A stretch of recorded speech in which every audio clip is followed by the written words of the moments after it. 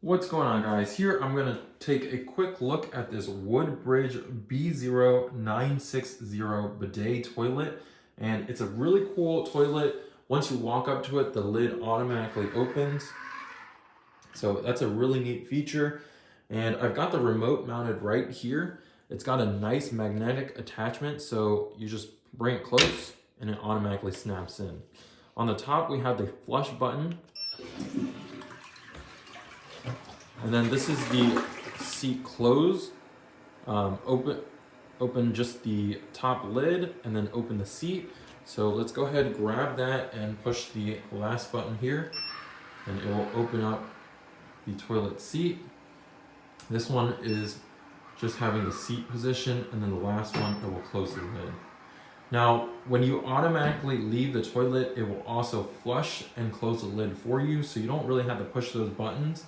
As well as, you don't have to push that flush button. The flush, I haven't had any problems with it. It seems to be plenty strong, and so it's been working out very well. Let's take a quick look at the remote. On the left-hand side, we have a energy saver function, and basically that turns off the heated seat so that it's not always heating. There's a nozzle cleaning, so it'll automatically clean the nozzle of the bidet jets. Now we can also control the position of the bidet, spray nozzle. So depending on, everyone's butt, which is a little bit different, you can change how the nozzle hits, how high up or how low it goes. Now we can also adjust the pressure of the washer here. So that will adjust the water pressure. The stream will be harder or softer depending on that. Here we can also adjust the water temperature, so how hot the water gets. It's really nice because it does provide hot water instead of freezing cold water on your butt. You can also change the dry setting, how hot the flow of air gets, like a hair dryer. And then the last is how hot the seat gets. It's automatically warm every time you sit down, so you can change how hot that gets. On the right side of the remote, this is the cleaning button function. So you press this, somebody has to be sitting on the toilet seat itself. It does have a detector on the seat. And so you press this button here and it would go ahead and spray out from the nozzle. I have the nozzle in the out position right now because I did the nozzle cleaning. This one on the right is for females. It cleans the front area for females. The massage function makes that nozzle go up and down like that, so it kind of shoots in a pulsating type motion to clean your behind for any remaining stuff. This is the dryer function. You press this one and the air dryer comes on and dries your butt. This is for auto function. So for if you don't want to do all this, you just press this, and for men it automatically does the wash and then dry.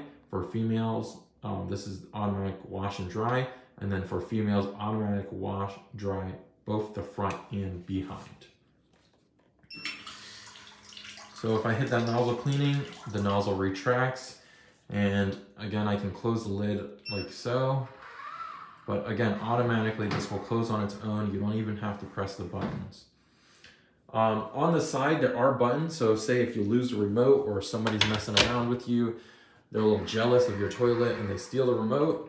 We do have flush functions. So one is for peeing and two is for number 2.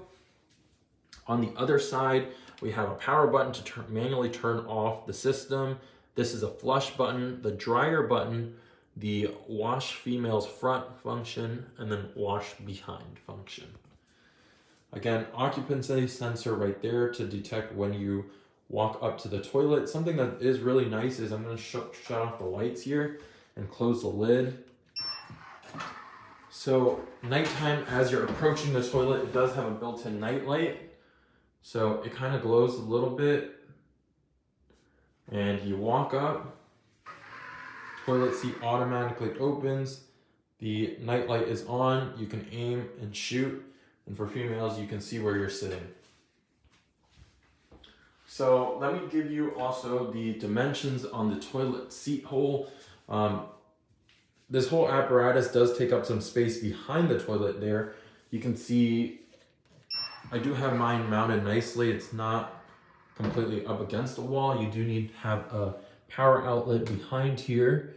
It also has a pretty long cord, about 6 feet, so you can run it somewhere else. And then I have my water line going there. The toilet seat hole at its widest point is about 7.5 inches, and then 11.5 front to back.